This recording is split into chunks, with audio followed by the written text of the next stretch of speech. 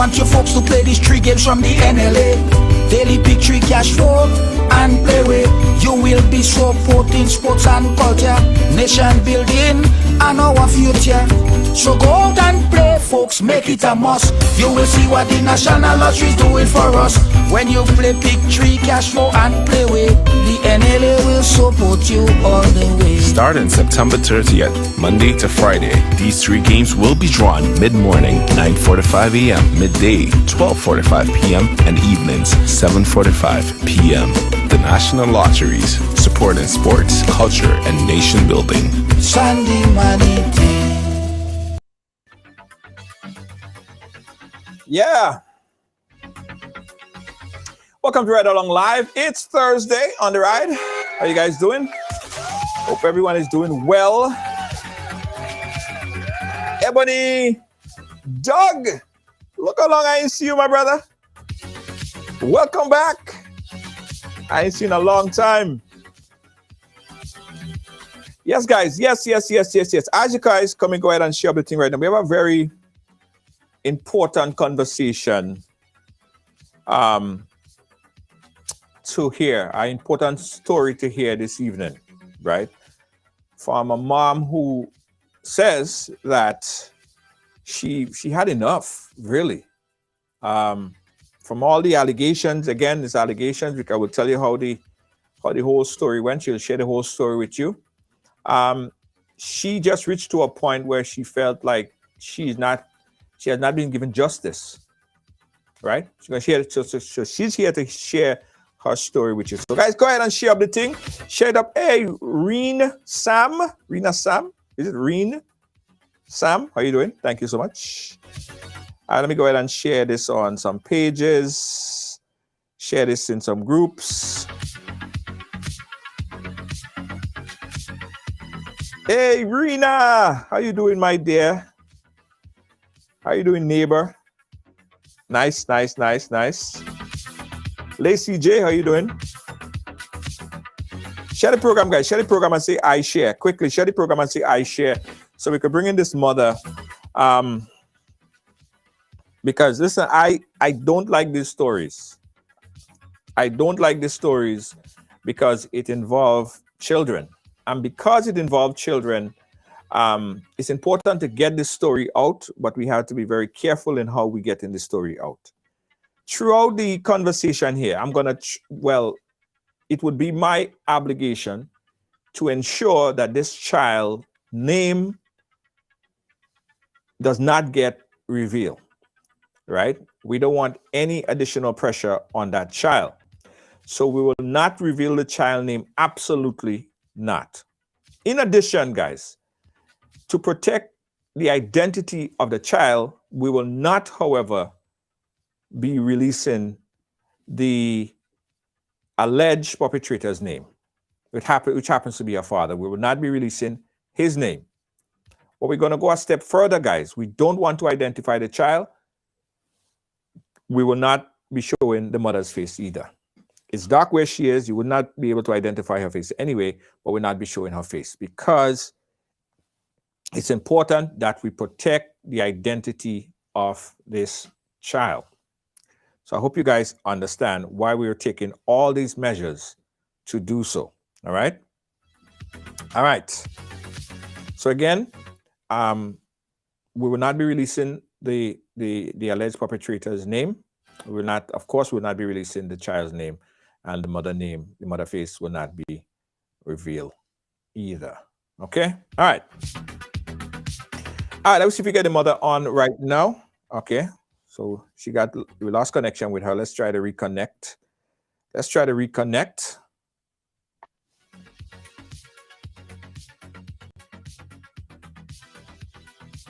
Mom, are you there? Yes. Okay. I'm here. I'm hearing you. We'll just call you Veronica. That's it. Okay. Yeah. Okay, Veronica, welcome to the ride. Thank you so much. I mean, you contacted us, and I think it was very important that we bring you on because we were seeing a lot of these types of allegations, especially affecting children. And it's important because I do believe that parents have to be on heightened alert But sometimes parents, we as parents, we tend to look outside of the circle where these type of abuse allegedly might come from, when in fact it is coming from within, right? So this story basically would put parents on high alert to be to develop that kind of communication with your child, that they could talk to you about instances and things, right? So this is very important, and I'm happy you decided to come on to share your story here with us. So, Mom, Veronica, where do we start? Where do we start? Tell us the story. We're here to listen. Again, as I repeat, I told you off air, to protect the identity of the child, we will not be releasing the father's name.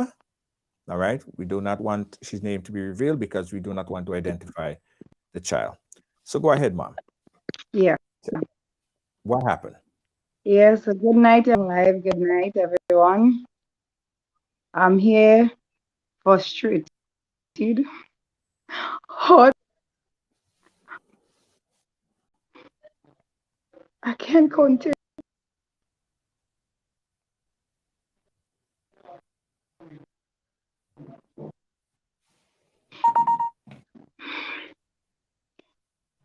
It was last year. All right, Mom. Hold on one second. Hold on one second. Mom, hold on one second. Mom, hold on one quick second. Dad. Mom, hold on one quick second. Hold on one quick second. I'm having problems hearing you properly. I'm going to call you on WhatsApp and pull you in on the audio on WhatsApp. Okay? Stand by. I'll call you on WhatsApp right now. Okay. We want to hear her story. Very sad story here. Again. So let me just call her on WhatsApp so she could share her story through the WhatsApp. Stand by.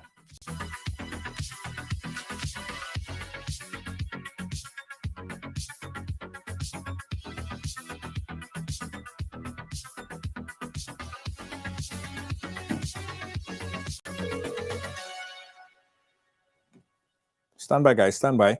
We're connecting with the mother as she share her story with us. These allegations of child molestation, a very young daughter, and it has been affecting her. Mom, hold on one second. I'm trying to do something. I'll call you back. I'm just trying to connect the phone to the device, right? So hang on, I'll call you back. Yeah. Yeah, guys, in the meantime, just keep sharing, because I think everyone should hear this story. Everyone should hear this story. Let me just connect this real quick, bring the mother audio in better.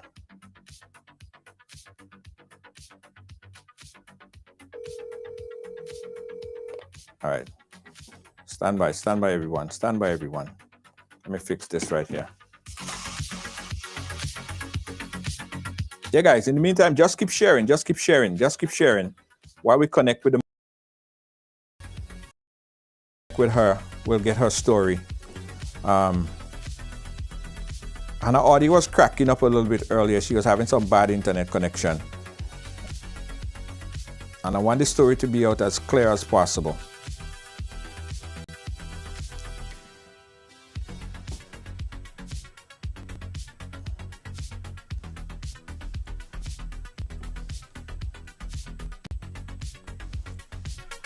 All right, guys, we just had to restart the device. In the meantime, while we're doing that, guys, I'd like to say that how much we appreciate the folks who oftentimes take the time out to give us stars. You don't know how positively it's affecting the platform. Guys, that stars that you give, it really helps us, right? So if you have not yet given us any stars, you could try it out today. Click on that stars button. Press that stars and give us some stars. It really helps us out a lot.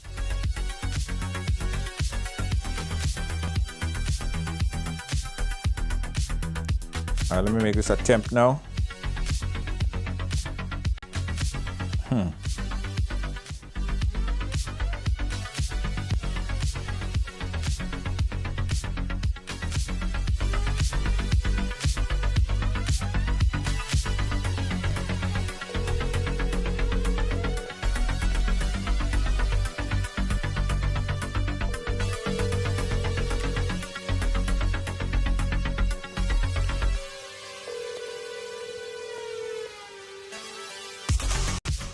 Keep sharing, guys. We're still trying to make the connection with the mother.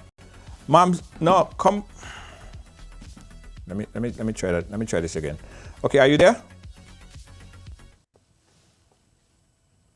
I was trying to call her on the WhatsApp. That's what we was trying to do. Let's see. Guys, we're getting it. We're getting it. We're getting it. We're getting it there. Connecting to the mother is important.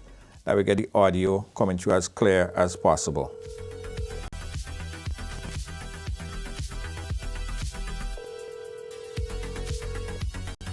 Hey, Kai, you can't give stars? All right, thank you, Kai. If you can't give stars, views is fine. All right, we appreciate the views. What? All right, guys, we're still trying to connect with the mother on the phone lines, so we'll have a better audio connection with her. The lines are just ringing out for now, so we'll try to see if that will be fixed.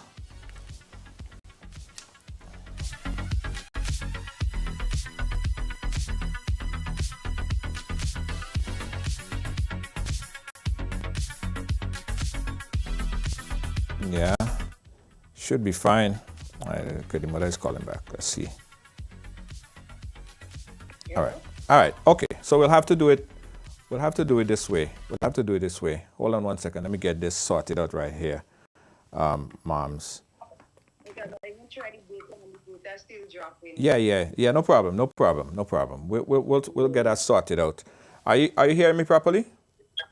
Yeah, I hear you properly. I hear you loud and clear. All right. I just want to get that microphone because we have to do a different kind of setup here because it's important that we get your story out. All right, mom. So go ahead. Start from the beginning. What happened?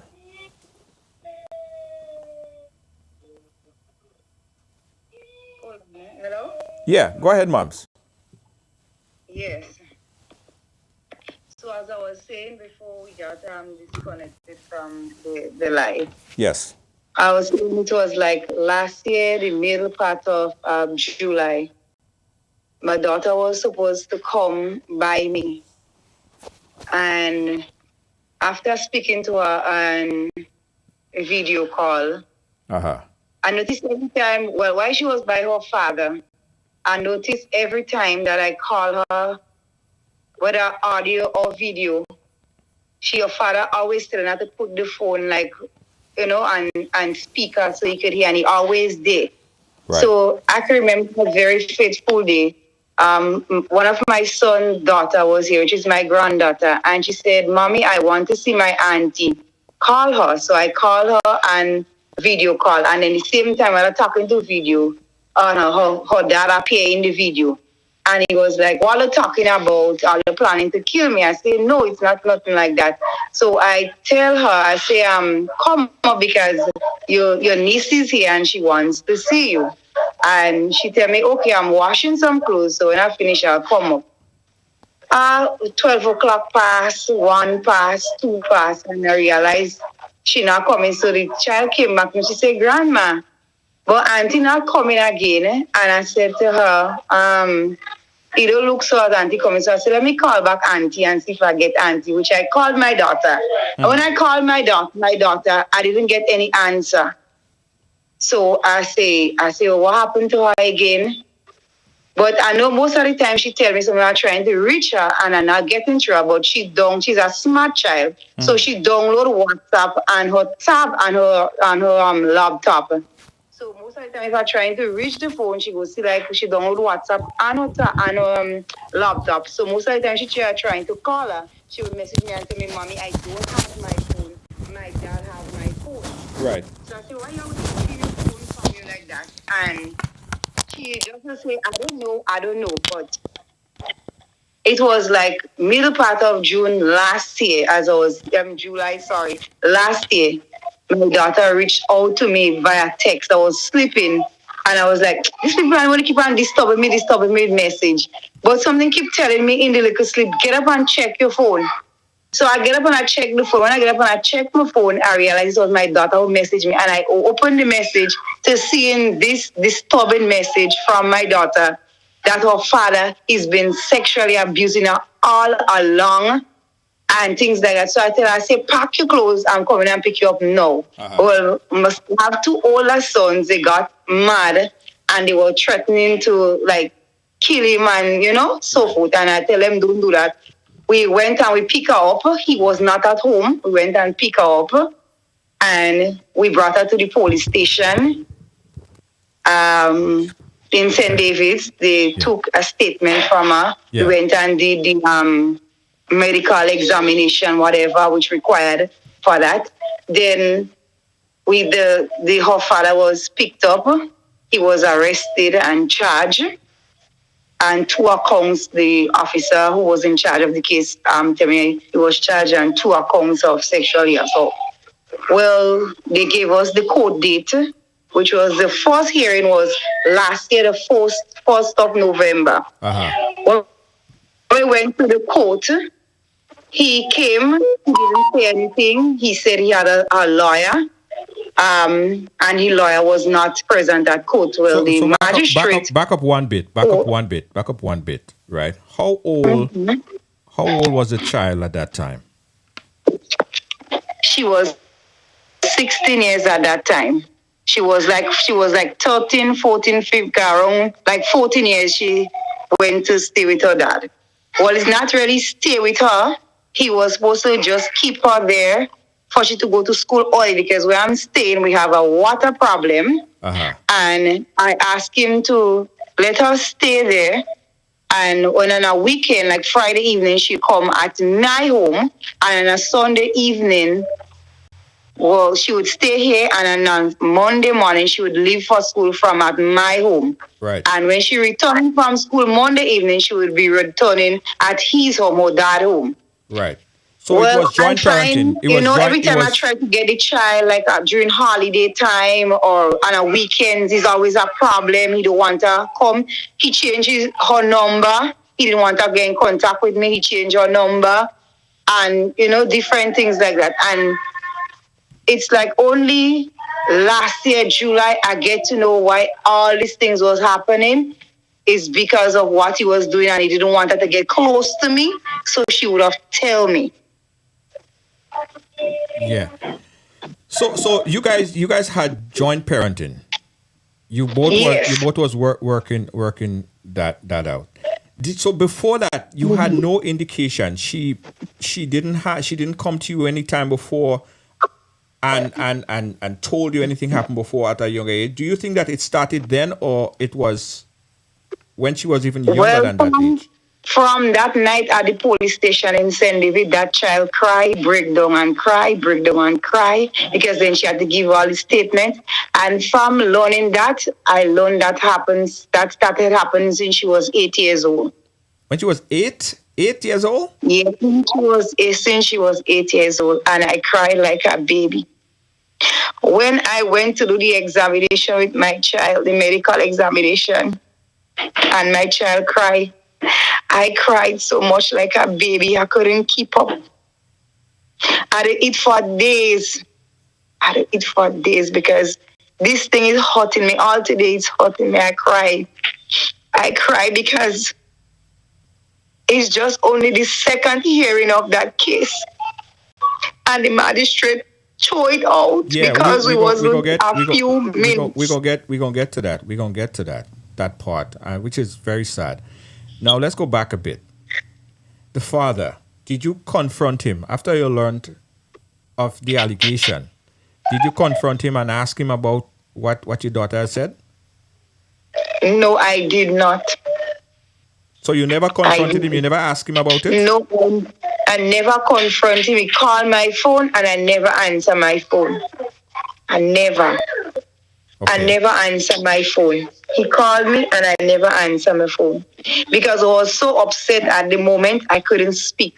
Because all what coming to me was just to end his life.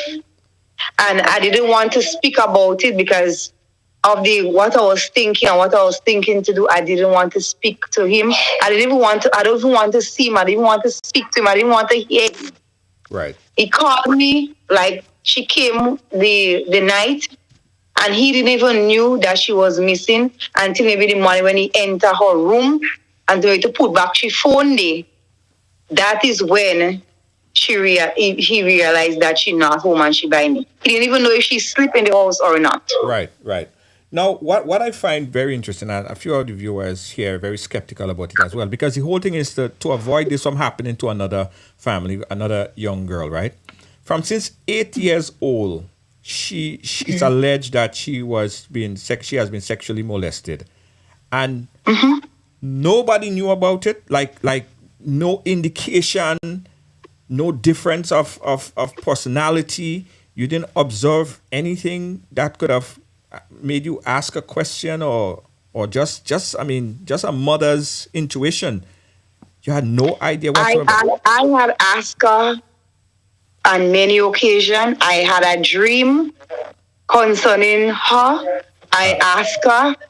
I prayed about it. I can remember the pastor calling her, the assistant pastor calling her, and because I told him about the dream that I had, and we prayed. They call her, they pray. My sister called her, my sister prayed her, my sister asked her, and she said, no, nothing like that is going on. She said no. I tried to reach out to her. I tried to speak to her. I asked her a lot of questions and everything. I went to the first time when she started to see her period. She tell me, and I spoke to her on the phone. I talked to her, asked her concerning that, and she said, "Mommy, no, nothing like that is going on. No." But the fact that you're asking her like that, you didn't have no indication, or like why you keep asking her so often?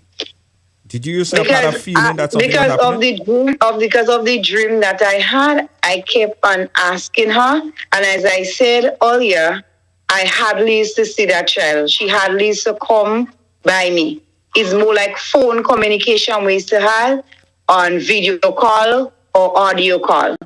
So as I said earlier, sometimes when I want her to come and spend the weekend, as I said, we had an arrangement as between parents that we share her in the terms of like staying. Right. Because she's supposed to go to school by him Monday to Friday.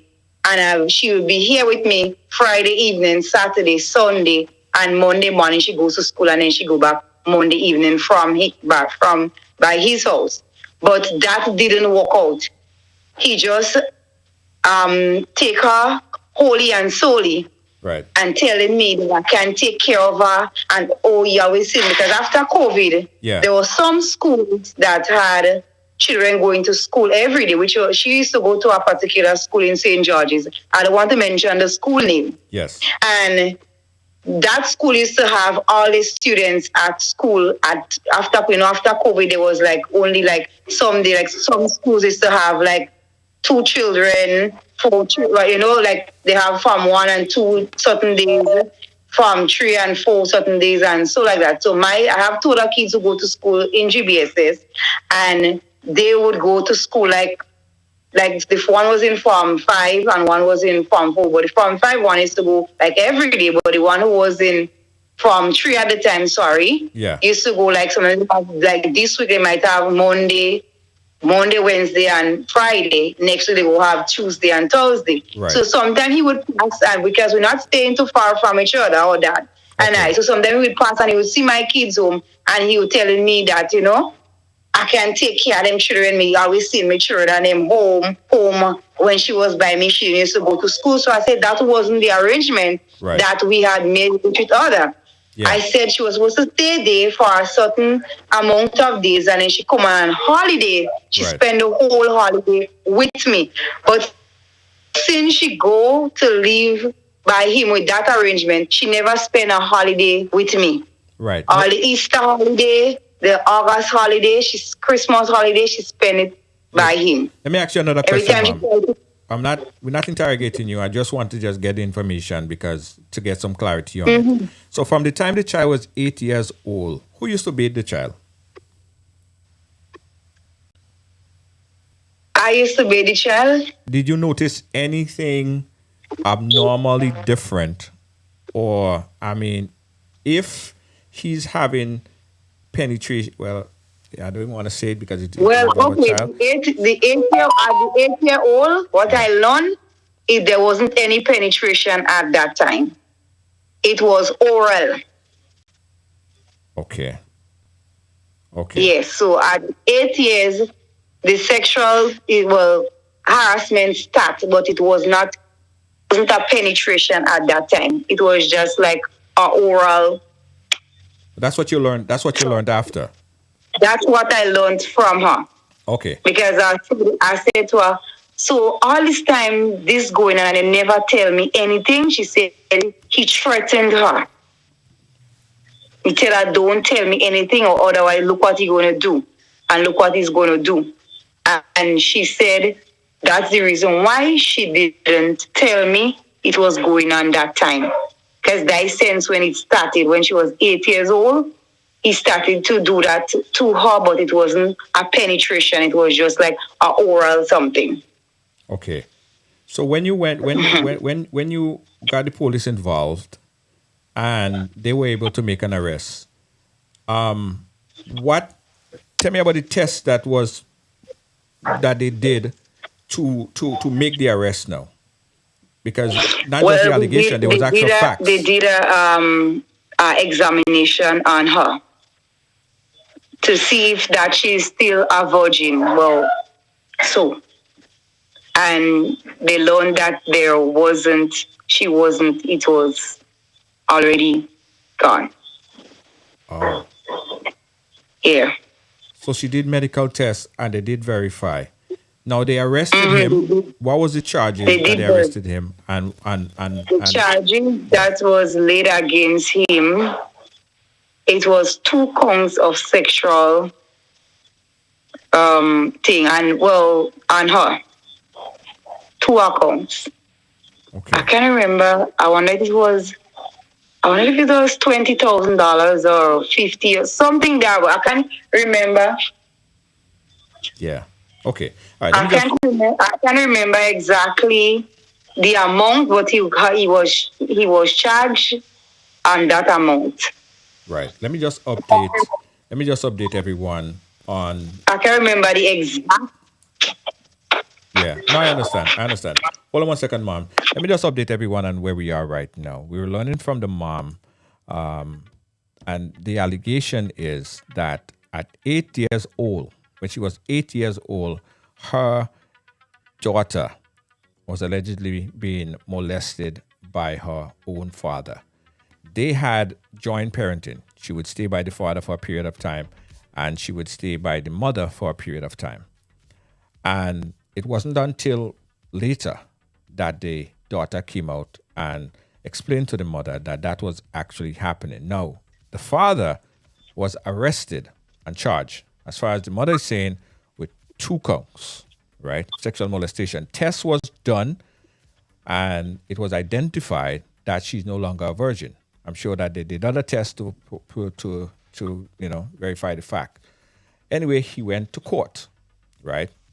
Procedures went through, and the process of finding out all the facts, he went to court and was represented. Tell us about the court now. Now in court, I know it's a closed proceeding because it's a minor. It relates to a minor. It's a closed proceeding. What evidence was released in court? Well, the last year, the 1st of November was the first official hearing. Note that happened. This was thing since in July of last year, 2021. Right. 2022, sorry, we're in 2023. So that was in July 2022 and in up of July, thereabout, 2022. And we only got a hearing on the 1st of November of 2020 last year.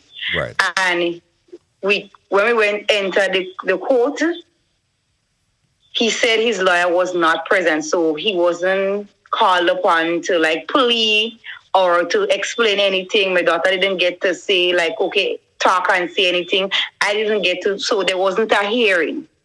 As far as I'm concerned, there wasn't a hearing to say, okay, well, my daughter was able to talk, the man was able to talk, I was able to talk to see what was what. Right. We went inside the courthouse. The person who was at the door, the officer, called our name. We went inside the court. We said present, and he said, okay, the people are present here. To the magistrate, we went inside, and he told the magistrate that his lawyer is not in court. So, and the magistrate was like, okay, well, your lawyer was here yesterday, so how come he's not here today? She found that was, rather strange. And she said, okay, I adjourn the matter for the 26th of January, 2023. Right. Here we are today. We went to court today. Well, for some reason, we're not feeling well over a few days well enough. And I have a young child, a baby, a year and 4 months. I don't have anybody at my home. It's just me and my kids living here. So I have nobody to leave the child with. So I had to go with the child to the court. And we run a little late. Right.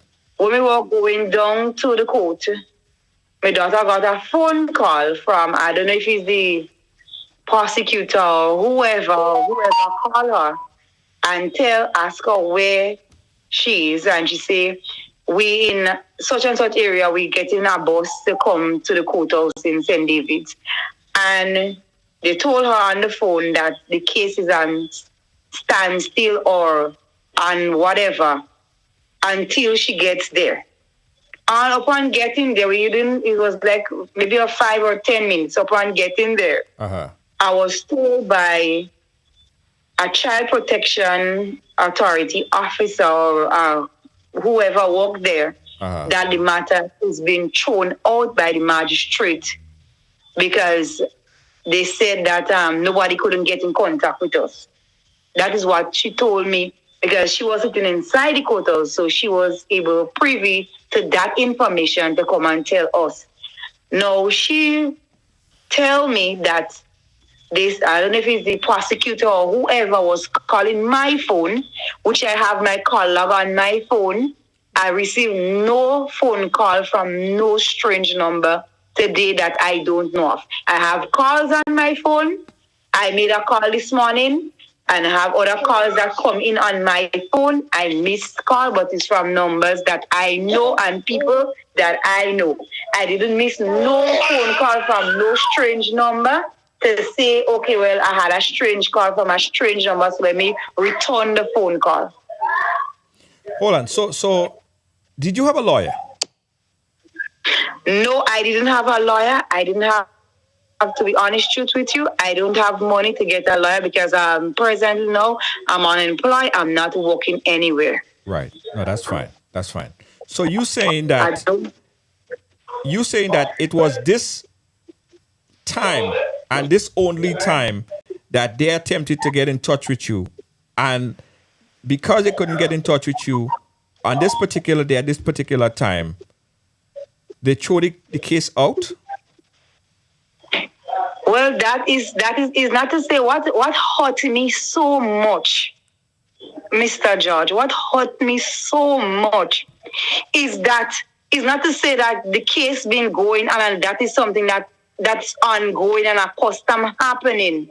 If that was the case and the magistrate threw out the case, I could have said, okay, she had cause for doing that. But this is the second time, or you could say the first time, that the man lawyer was present at the court and there was going to be a hearing and the magistrate threw it out. Yeah, but that's your understanding of it, and I really, really, really would be, I guess everyone would be disappointed if that, simply because they contacted the minor in the case and they couldn't get in touch with you directly, that the case was thrown out. I have to ask you again because I don't understand. If that is the case, I don't understand the how this could happen. That is what I'm wondering, because this is like the second hearing. As I told you a while ago, the 4th of November last year was the first time we went to court with that case.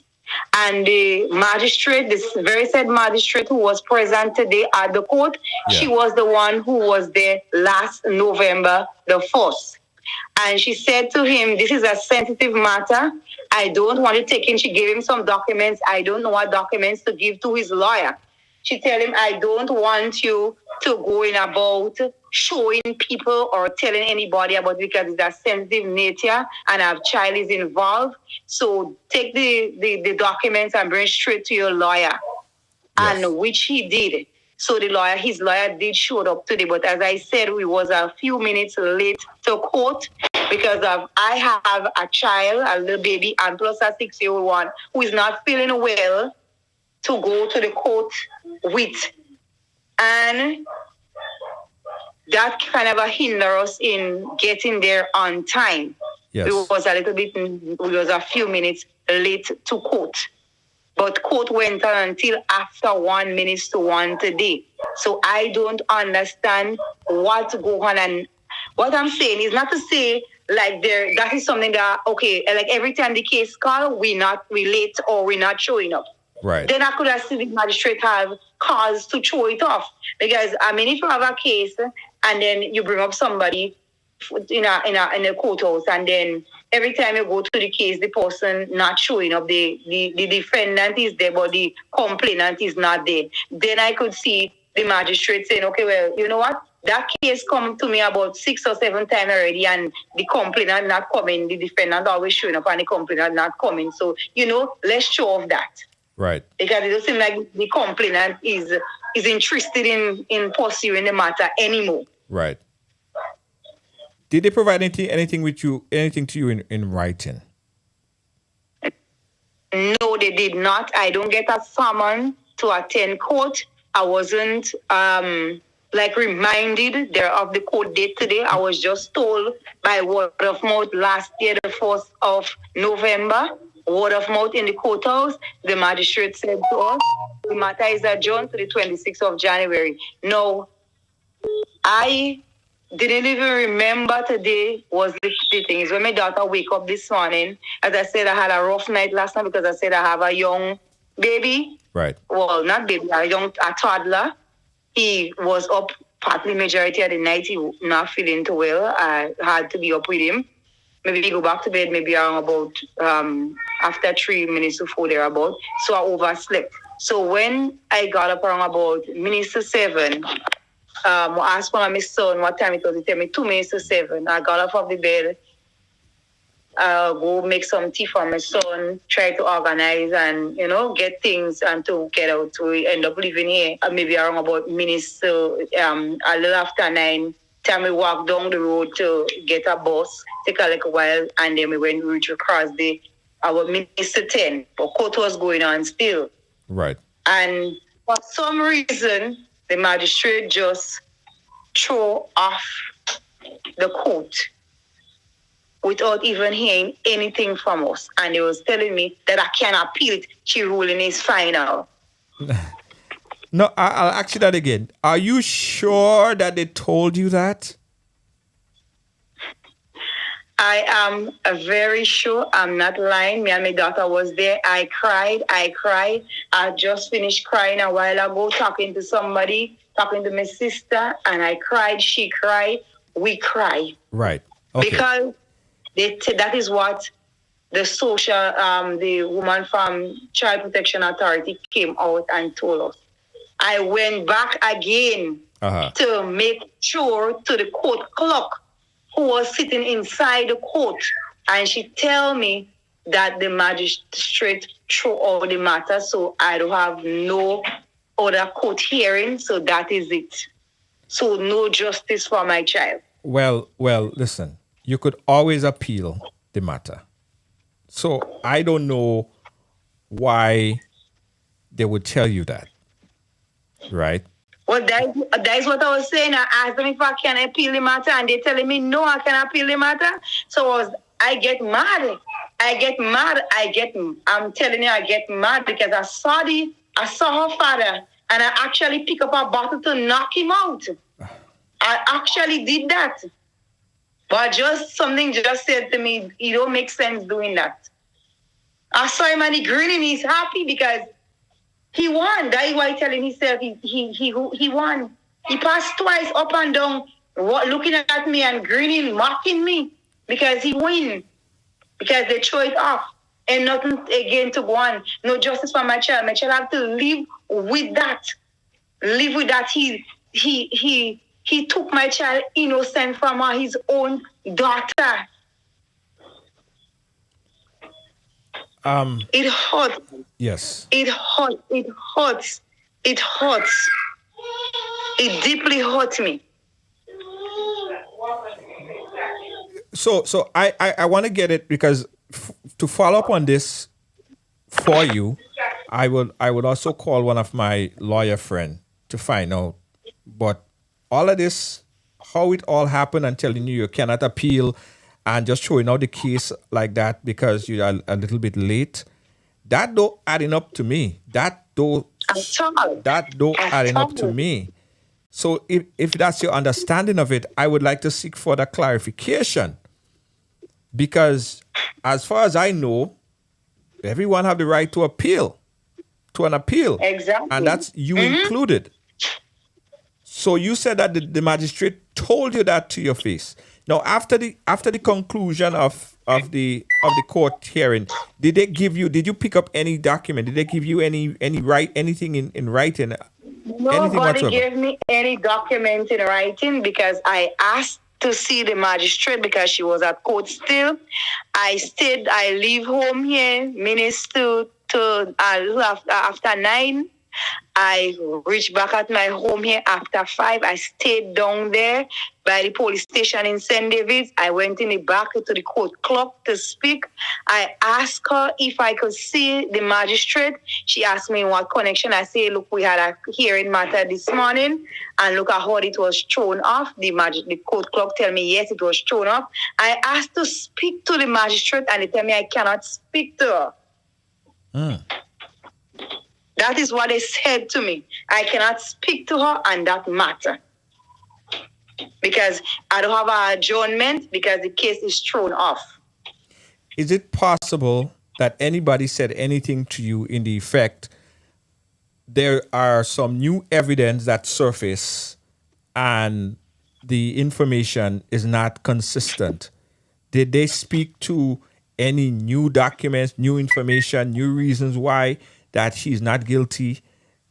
Did they bring anything like that up? Did you hear of anything like that? As I tell you, I didn't enter inside the courthouse because right. Okay. As I said, we got there late. There was a lot of people outside there, and there is a young man up here by me who saw me, and he tell me, he just left there. They called all you a while ago, and you all wasn't there, so he just left there. So I went to the officer at the door and I told him, look and thing. And then he come and the officer tell me that the magistrate threw the case. I said, okay, let me just take the word. Right. I don't know if he speak to a I was saying a social worker, somebody from the Child Protection Authority. She came out and speak to us right in front of the police station by the courthouse, and she tell us that the prosecutor or whoever pleaded with the magistrate to hold on because they say we were waiting for our bus, we're gonna come. Right. I think our officer maybe passed us waiting for our bus in Bellevue, and he told them that he saw us waiting for our bus to come across into court. So that I say like they was not aware that we were coming. They knew that we were coming and we was late. Right. So my daughter tell me that I don't know who. Just hold on a minute, Anika. Yeah. Right. 1 minute. Guys, the she they reach out to her. Who is that? Your daughter? Don't put your daughter on, Hello? No, don't put your daughter on. Right along live, guys. I just called her because I'm muting the phone, so I called her. I don't want to put the ear she needs. Right, okay. Don't put her on either. I don't want her on the live. I don't want her on. Guys, now this she could appeal, and after the live, I'm going to connect with a lawyer so we can look deeper into this here right now. It's kind of puzzling because she's claiming, as far as what she understood, the case was thrown out because they got there late, right? I don't know. There's a lot more that we need to look into this. Are you back? Hello? Hello? Yes, I'm here. You hearing me? Yeah, I'm hearing you. How is your daughter handling all of this? How is she handling all of this? Well, my daughter was very disturbed and still disturbed about that because I could remember she used to just like leave the house and would walk out just straight. And I would have to keep my eyes on her. Even she going, right now she's in college, and even going to college was very difficult for her financially because, since that he opened a joint account in the credit union for her because he knew, okay, well, she finishing school just now and then she have an interest of becoming a doctor. And so she had TAMCC presently now, but he had money saved for her on the credit union. And she could have only touched it when she's 18 years old, but he have it for her, for TAMCC and for SGU. Well, since that she made that and then he had known that she had come to me and tell me that, he went and took out all the money. And he's, it alleged to me when somebody he was talking to, he say he want to see how she go to college and how she going to go to SGU. But he didn't say that to you. He didn't say that to you. That's allegations, right? That's allegations. That's allegation. He never tell me that to my face, but that is what somebody tell me he said to them. Right. In that essence. Right. What I'm mostly concerned about is the well-being of the child, the well-being of your daughter at this point in time. Has she been given any kind of counseling, any kind of assistance at this point? No.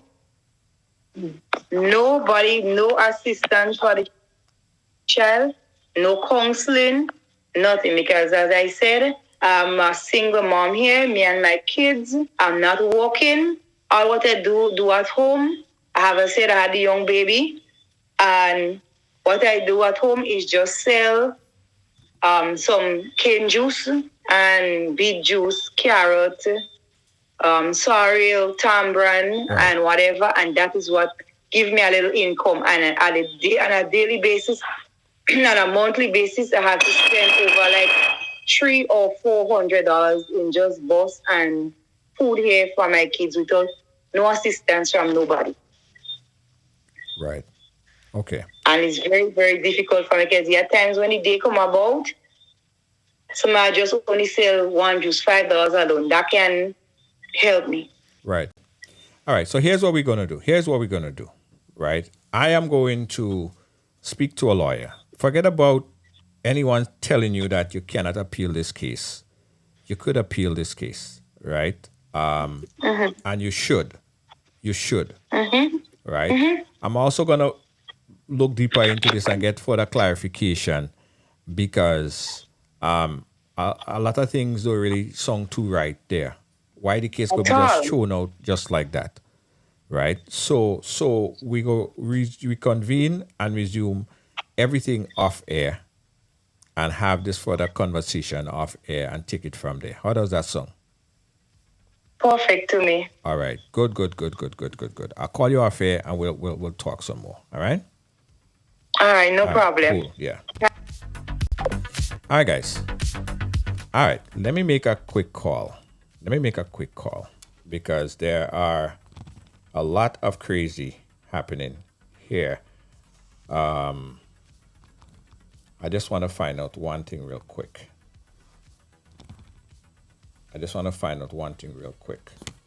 Stand by.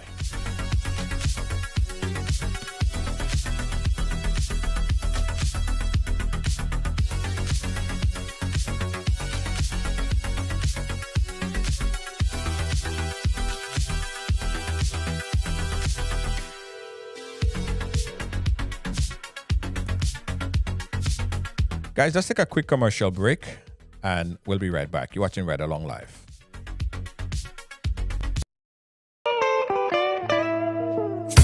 I want you folks to play these 3 games from the NLA. Daily Pick 3 cash flow and play with. You will be supporting sports and culture, nation building and our future. So go out and play, folks, make it a must. You will see what the National Lottery is doing for us.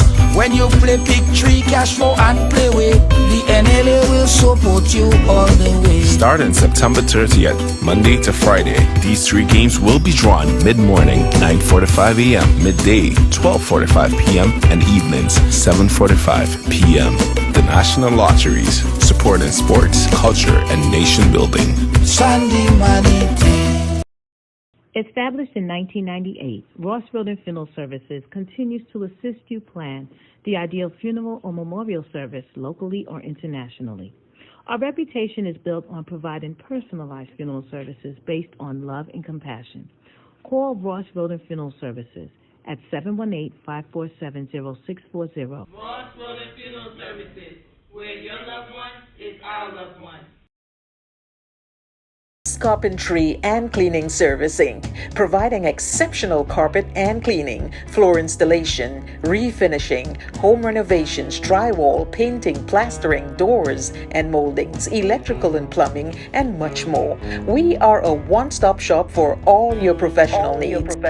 Give us a call today on 718-221-5572. That is 718-221-5572. Or you can call our cell on 917-939-3192. Check out our sales on all services. We're located at 218 Schenectady Avenue, Brooklyn, New York. Phillips Carpentry and Cleaning Service Inc.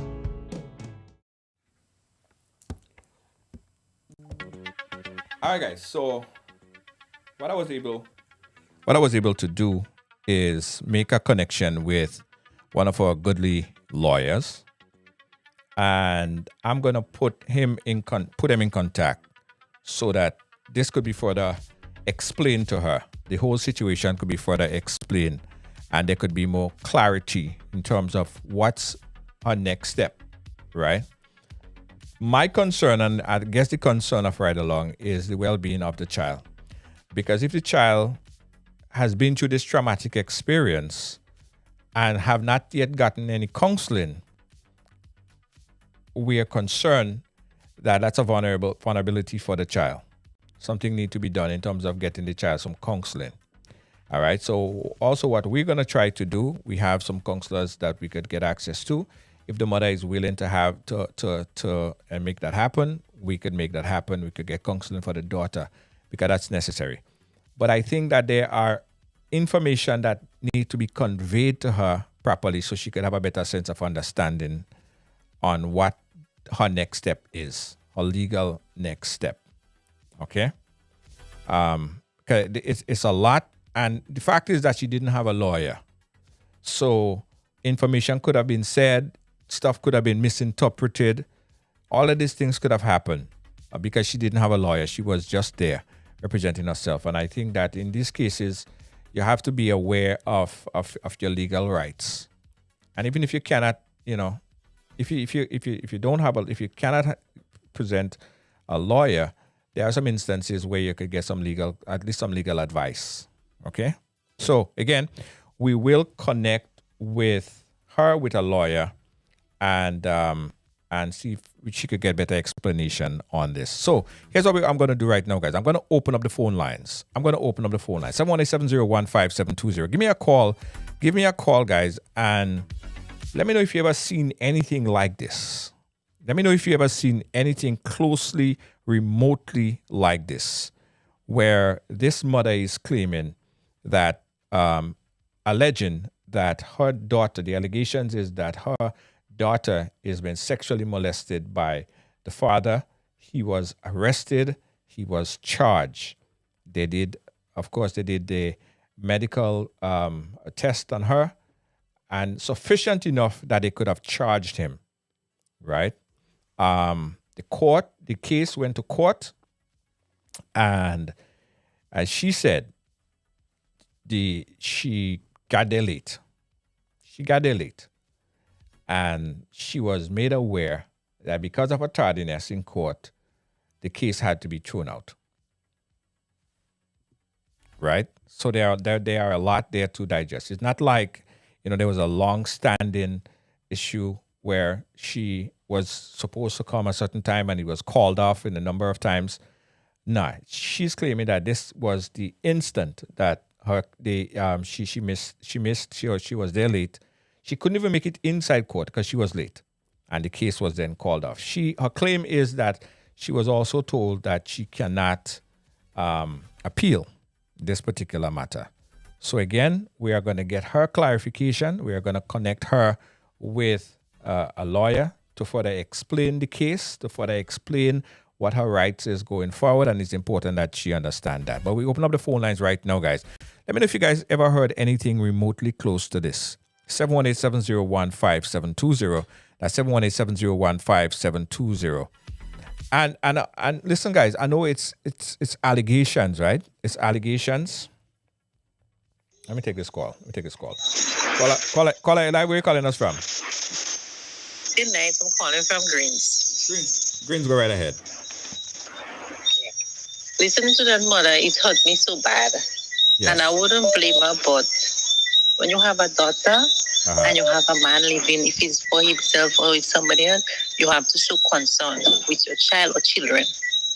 I have 2 young ladies, 2 girl children, and up to Form 3, I used to bathe that children and bathing them to have a bond with them. Yeah. I used to, sometimes I was so tired to imagine 13-year-old, 12-year-old to bathe them. But it was a bonding process for me because I know men and I was a young lady myself. So I don't want that happen to my children. Mm-hmm. So we as parents have to put our open eyes in our corner for our girl children. Yeah. Because you never could tell what could happen. Yeah. But that child needs counseling and the mother needs counseling as well. Thank you, caller. Appreciate your You're call. welcome. Again, 718-701-5720.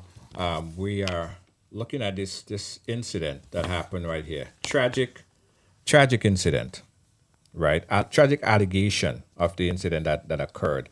We trying to get some further understanding and also the opportunity to explain to the mom what actually transpired. Caller, you live? Hi, Junior. Good evening. Yes. I'm calling from Grenada. Yes.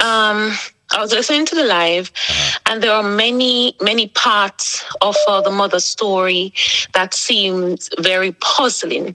Right. And one of which is, I would have liked to know how old is the child today. I know she said that she found out that her daughter had that experience first with oral sex. She's 16 now. Oh, the daughter is 16 now, legal age to give consent for sexual activity. But it started when she was 8 years old with oral sex. Yeah. So the clarification I would have needed was first of all to find out, okay, yes, the daughter lived with the father for a school, right? Yeah. But when the sexual activity started with the daughter, my thing is, why didn't the daughter confide in the mother or a teacher or so? Why was it allowed to go on for so long with the father? That's one. Right. Another thing is, if I were you, I would have at least seek some sort of clarification from the prosecutor, because I know if you do not have a lawyer, usually you have a prosecutor prosecuting the case because it's a serious matter. So it would have been balanced if we would have gotten a statement from the prosecutor to understand why such a serious matter with involving a father having sex with his daughter. Why was this case thrown out? Simply because the victim and her mother arrived at the courthouse late. That to me is baffling.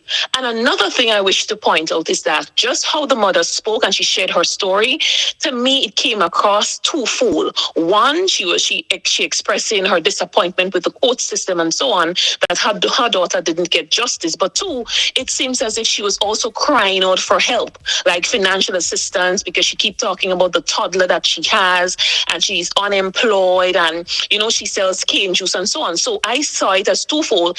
Hence, some of us in the comments would have commented to say, hey, as women, we always need to look out for ourselves and our children, because she's going through what she's going through with her daughter, and my heart goes out to her, and I hope they both get the counseling that they need. But she seems to also be in a very difficult situation where she is in need of help. So I'm not sure if you intend to assist with that, but if you do, I'm sure many of us are willing to contribute. Yes, absolutely. Absolutely.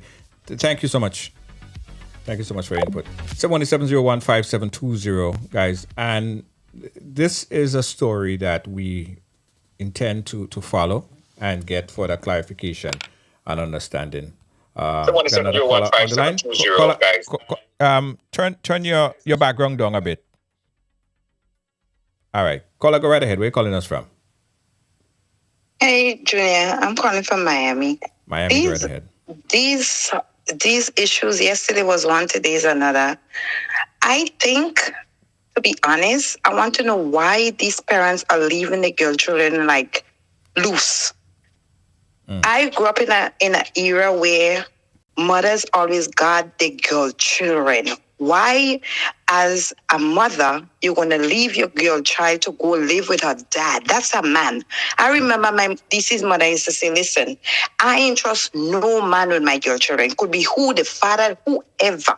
I grew up with my stepfather, and he never, not one day, come to us and bring that to us. Mom used to be up here in America for years, and we used to live with our stepfather. Not one day he ever tried to molest us or try to any funny move. Why did she even let that child go live with her dad? Well, just to correct you on one thing there. Just I to could correct be you on wrong. one thing. Just on one thing. I could be wrong. What I'm saying, go ahead, Junior. What I'm saying, just to correct you on one thing, I don't think every father have that attribute. I don't think all fathers. No. I'm not stereotyping. So then I'm not stereotyping. So then the fact that she letting her daughter go and stay with her father is not at loose. 8 years, Is not, that child had to be under your wings. What is a father? I mean, everybody don't think. People would think to protect them from the outside, somebody from the outside, right? And in most cases, I mean, I'm a father. I have a daughter. Right. And I know a lot of my family members and friends who have daughters as well. And this was never the case. Not at all. So. But Junior, not all men are the same. Right. To be honest, I raised my girl child. I have a boy and a girl. And even with my son, I remember my son used to go to daycare, and he had a time that I was trying to call the guy who drive him home from daycare, and I couldn't get him, and I was going crazy. When my son came, I started to strip him. I said, did he touch? My son was like, Mom, what are you talking about? But you have to be protective of your kids, regardless of boy or girl. And that woman leaving that child to go and live with her father at 8 years, that is a red flag. That is a red flag. Yes, it's her dad, but she had to protect her girl child. Yes. I think that the system, and especially the system, they're failing. The parents, they're failing. They're just failing. It's like, it hurts me so much to know that man been sleeping with his daughter from since she was 8 years. Oral sex. These things mess with your mental health. Yeah, that child cannot be normal. Yes. And that's I know of a situation that I'm being a big sister to a girl who dad is asleep with her. She tell me anytime she sleep with a guy, she cannot have a good relationship, because anytime that guy is sleeping with her, she thinks is her dad. Yeah. You understand? It's sad. It is so sad. I am a big sister to one of my co-workers down here. And it's like when she tell me these things, tears come to my eyes. And it's based on all how you've been raised, your environment. I raised in an environment that whatever we want to say it in a respectable way. My mother never tell us to shut up. She never. Even her grandkids. My kids and them will tell me straight up, listen, Mom, you're wrong and you're wrong. That's it. Mm-hmm. When kids are growing up, always give them that voice. When kids don't have a voice in the home they're growing up with, that creates a problem, because they don't want to go to their mother, because the mother will yell at them and scream at them. No, you have to listen to your kids. Listen. Mm-hmm. I've been through hell and back with my son. You understand? I've been through hell with my son.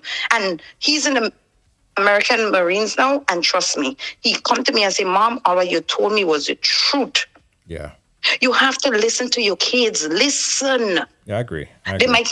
You have some kids that are very quiet. They don't talk. I want to know why you're so quiet. I used to ask my son, if you're not talking, why you're not talking? Talk to me. What is the problem? Yeah. We don't see the signs and we bypass it. Right. That's You true. understand? We have to listen to our kids. We have to listen to them, listen to their voice, watch their action. Because kids have their own issues too. They go through mental health. They go through mental issues. They go through that. Yes. They don't have to pay bills, and then we will say to them, oh, you don't have no issue. You're not paying no bills. It's not all about the bills. We have to listen to our kids, watch their action, watch everything. I remember I used to go to my son's room when he's sleeping and dig up his school bag to see what's going on.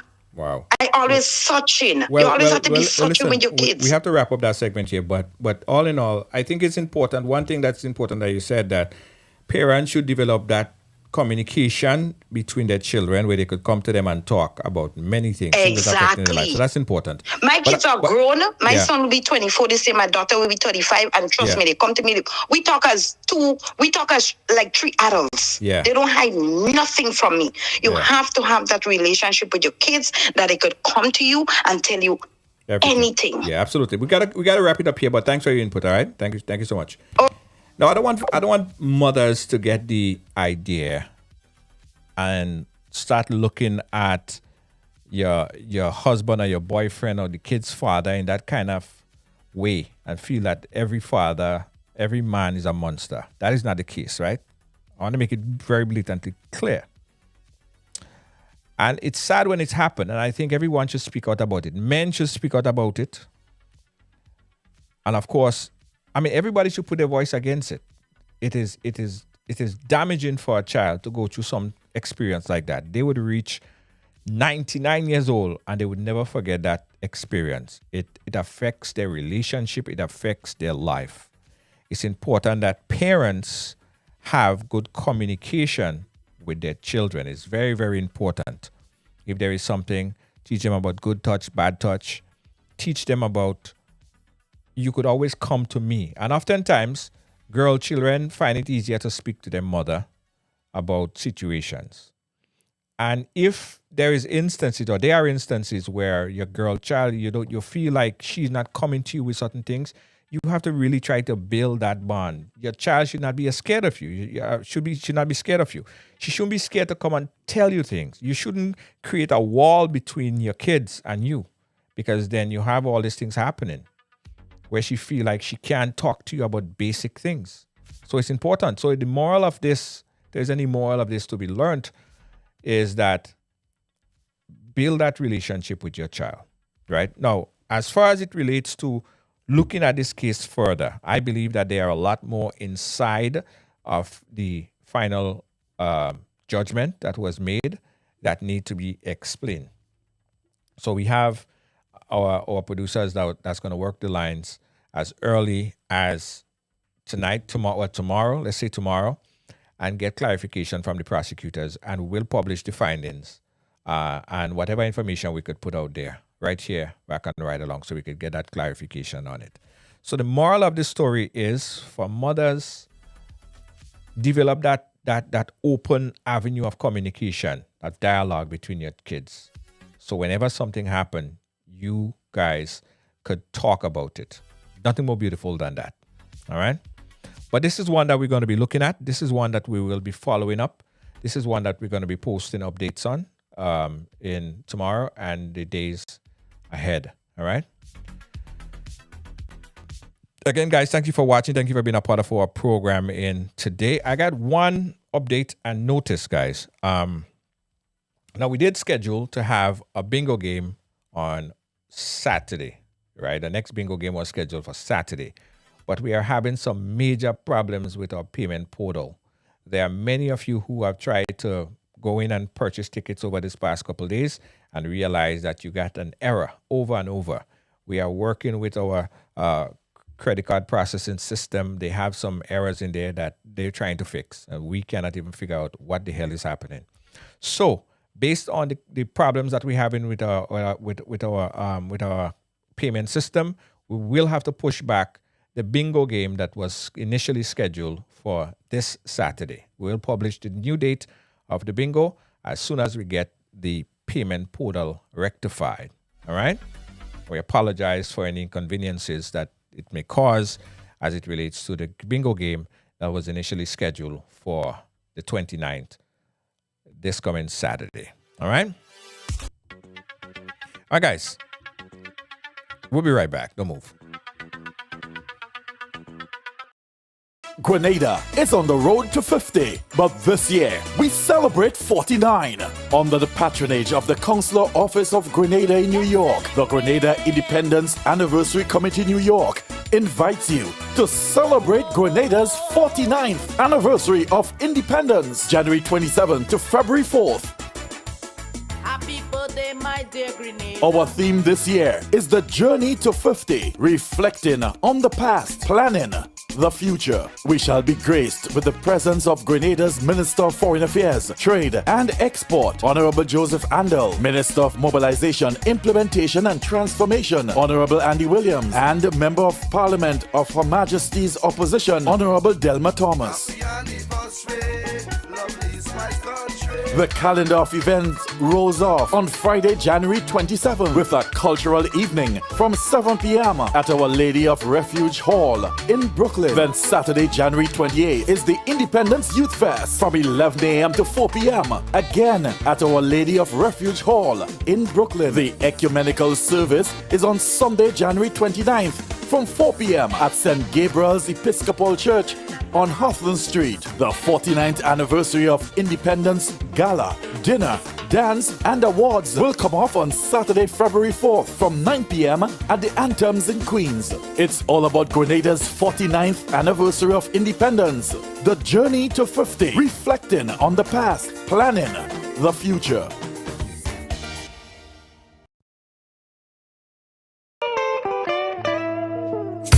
I want you folks to play these 3 games from the NLA.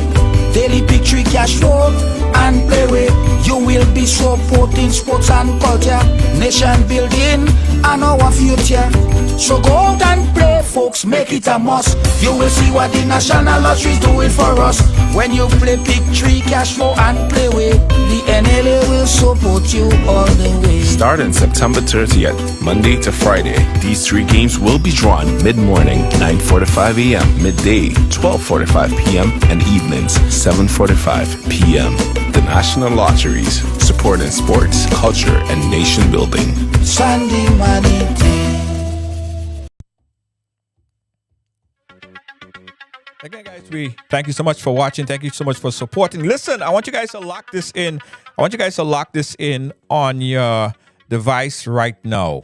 I want you guys to lock this in on your device right now. RidersRadio.com. Go into that right now. RidersRadio.com. Link it on right now, guys. And keep it. Just keep it on the now. If you work in a store, if you in one of them stores, or you're in a building with friends, just put on Riders Radio from 7 o'clock. We have some nice giveaways throughout the day, all through the day. Music, fun, programming, and a whole lot more. So tune it on right now. Tonight we have some exciting programs and music lined up for you, so you could put this link in right now. 718-701-5720. That's 718-701-5720 is our number, but you could check out ridersradio.com right now and keep it locked on for the entire night.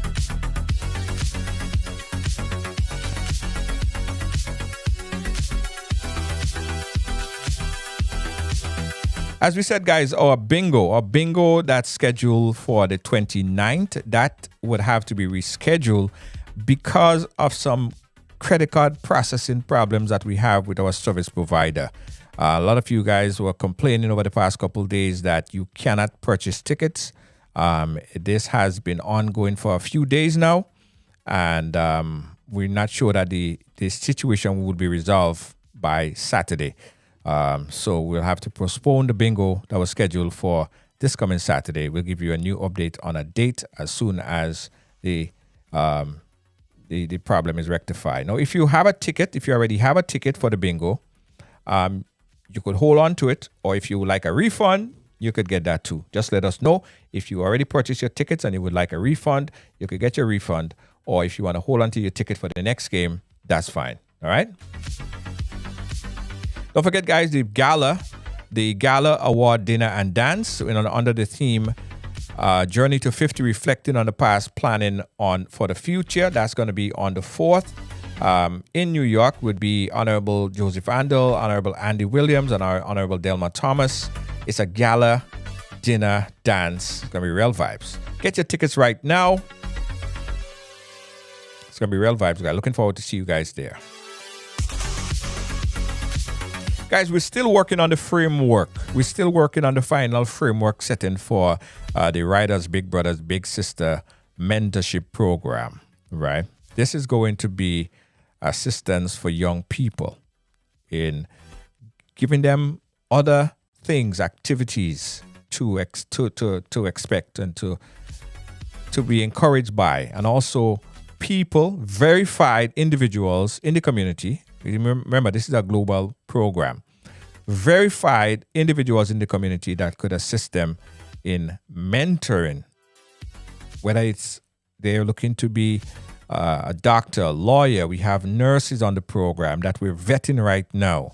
We have people in the financial field, if that's what they want to get into. We'll give the youths an opportunity to be mentored by some of our verified program affiliates. It will be great for your kids. We'll give you more information on it. We're still working on the final framework. Stand by. That information will be sometime next week. Okay? Guys, on behalf of all our production team here at Ride Along Live, we say thank you so much. We appreciate you. And we love the stars, guys. Keep giving us that stars. We love the stars. It's really helping us out to keep things running here on Ride Along Live. We appreciate you so much. Thanks again, guys. On behalf of all our production team again, our executive producer, Lois JJ, how you doing? Kibbs, our moderator, Deanne Fraser, and Gail Charles. Thank you so much, guys. Catch me again tomorrow. Bye-bye.